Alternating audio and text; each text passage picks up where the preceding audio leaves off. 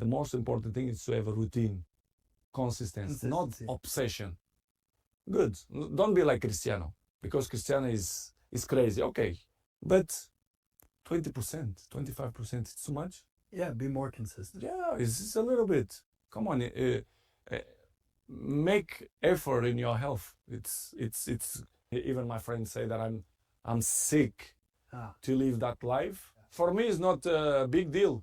I do it in a comfortable way, in a happy way. Yeah. For me, is not sacrifice. You say, yeah. Sometimes you don't want to go to the gym. Of course, no. Sometimes I don't go to the but I go because I have a compromise with myself. But I'm not go happy every day.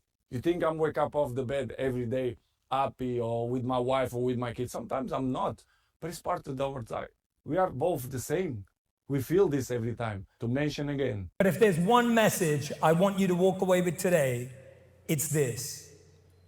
You have to disappear. Disappearing means doing the work. It means doing the work in the dark. It means building in private what you don't need to prove in public. It means doing the work when no one's watching. You stop worrying about what people think and start valuing what you believe. People only root for others at 2 times. First, when they're at the beginning of the race. Second, when they finish. Neither is when you need it. So, you have to master the middle. The boring, exhausting, soul-crushing middle. That's where the winning happens, on your own. People will only cheer for you as long as you can't beat them at the game they value most. Friendly reminder that every person who doubts you is right until they aren't. It's a bug, not a feature. No good story happens from things going right. My granddad always said this. The greatest gifts in life are not in the plans, they're in the detours. There is no way I could plan my way to being on the stage. I have failed a lot more and a lot longer than I have succeeded. I didn't originally get the role in Top Gun that I auditioned for, and it's worked out better than I could have ever even imagined. So if you want your life to be a great story, like a great movie, if you want it filled with adventure, comedy, romance, action, thrills, when you go out there and things inevitably don't go according to plan, just remember, that's when your movie's plot is just getting interesting. That's when your protagonist is being tested. That's when the writers are working overtime to give the audience some nail-biting drama. Enjoy things not going according to plan. If you knew the ending, it wouldn't be worth the watch. No good story happens from things going right. Has there been anything along your journey that you've kind of regretted?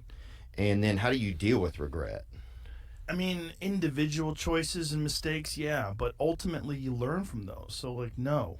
Because, even the regrets, the bad things or the stupid things, you learn not to do bad things or stupid things.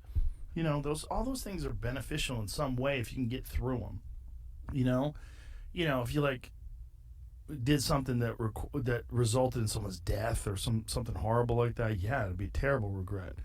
But I've been very fortunate that hasn't happened. But the dumb shit that I've done or the bad mistakes that I've made, they've taught me. You learn.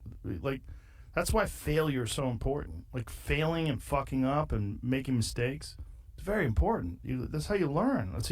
The bad feeling that you get from something that you shouldn't have done or wish you didn't do or wish you did better, especially failing at something where you half-assed it and you just feel like a fucking loser, that just teaches you.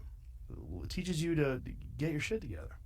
Well, you have such a good ability to learn from those things. Some people, I think, kind of it's just it gets repetitive for some people. That's dangerous. Yeah, it's dangerous to dwell on past mistakes because people sort of define themselves by the worst moments that they've ever had. And if that's the case, some people are stuck in high school.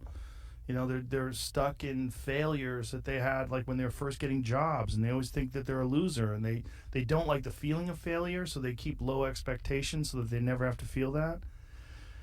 You got to get through it.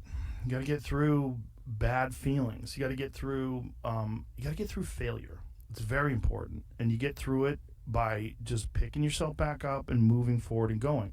But it's hard for a lot of people because that sting, they never get over it, the feeling of failure. And they don't have a good support system, good friends. Having a good community of friends is very, very important because you could feel down, if you've been, a girl broke up with you, and you feel like you're the worst. You're a fucking loser. Oh, yeah. You're a piece of shit. But then you go out with your friends and you have a few laughs, and next thing you know, you're laughing, and you're like, I'm all right. We'll be all right. give you a glass of water and then I piss in it and then I add sugar, it doesn't remove the piss. These are both independent things. This is what tends to happen. This is what we don't understand about trauma. Removing the piss requires removing the piss. No amount of sugar will take it out of the drink. Okay?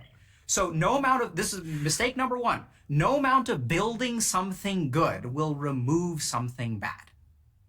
Okay? So healing, and it's also like, if I break a leg, no amount of bench press will heal my leg. Like I can build as much as I want to, I can fix my hair, I can brush my teeth, but the leg is broken. Same is true of the mind.